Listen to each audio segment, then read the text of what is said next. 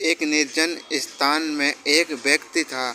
उसके परिजनों और सगे संबंधियों ने उसका त्याग कर दिया था। वे उसके जीव हत्या के कार्य से प्रसन्न थे। उन्होंने उससे कई बार जीव हत्याओं का त्याग करने की प्रार्थना की, लेकिन व्यक्ति नहीं माना। अत्यंत वे सब उससे दूर हो गए। व्यक्ति को शिकार में बड़ा आनंद आता था। वह अपना अधिकांश समय पशु पक्षियों के शिकार में व्यतीत किया करता था। दिन भर वह जाल और लाठी लेकर वन में भटकता रहता था। वह दिन भर दिन निर्दयी और क्रूर होता जा रहा था। एक दिन उसने जाल बिछाकर एक कबूतरी को फांस लिया।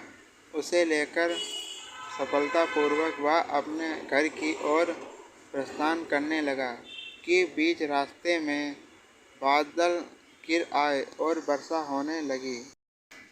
वर्षा के जल से व्यर्थ पूर्णतः भीग गया। वह सर्दी से ठिठुरने लगा। वह वर्षा से बचने के लिए आश्रय ढूंढने लगा। कुछ ही दूर पर उसे पीपल का वृक्ष दिखाई पड़ा।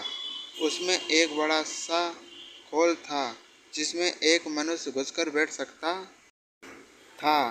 व्यर्थ ने सोचा कि कुछ देर के लिए यहाँ शरण लेना उचित होगा।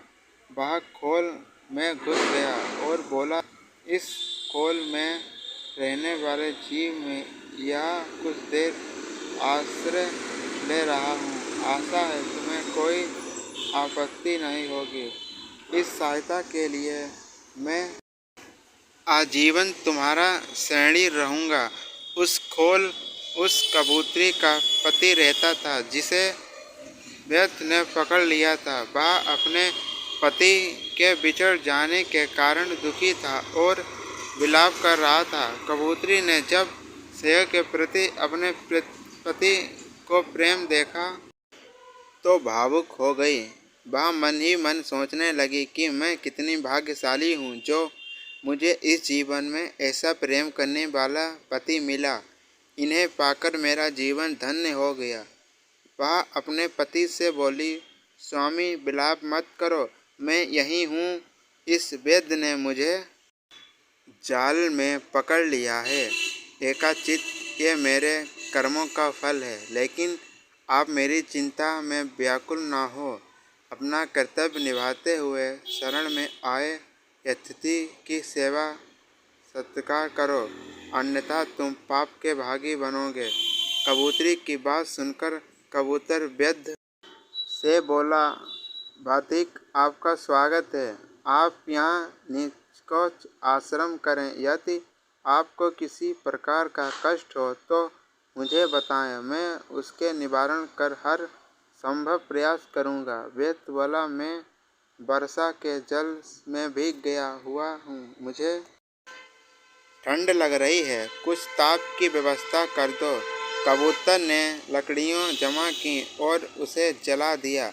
अतिथि आग सेंकने लगा और उसकी ठंड दूर हो गई। फिर कबूतर ने सोचा कि अतिथि अवश्य भूखा होगा, मुझे इसके लिए भोजन की व्यवस्था। मैं उसके पास अन्न का एक दाना नहीं था। वह विचार करने लगा कि क्या करूं कि अतिथि की भूख शांत कर सकूं। कुछ देर विचार करने के बाद उसने निर्णय लिया कि अब तो कबूतरी भी मेरे साथ नहीं है, मैं जीवित रहकर क्या करूंगा। मुझे अपने ही शरीर त्याग कर वैद्य का भोजन बन जाना चाहिए। यह सोचकर वह आग में कूद गया। उसका यह बलिदान देख वैद्य की आत्मा व्याकुल हो गई। वह आत्मा गलीन में डूब गया और मन ही मन स्वयं को धिक्कार करने लगा कि उसी क्षण उसने कबूतरी को मुक्त कर दिया। कबूतरी ने जब अपने पति को आग में जलता हुआ देखा तो विलाप करने लगी और कहने लगी कि ये मेरे कर्मों का फल है जिसकी सजा आपको मिली। अब मैं अकेली इस संसार में जीकर क्या करूँगी। कबूतरी ने भी आग में कूदकर अपने प्राणों का त्याग कर दिया। कबूतर और कबूतरी का यह बलिदान देख व्यक्ति की आंखें खुल गईं। उसने उसी समय जीव हत्या त्याग देने का प्रण किया।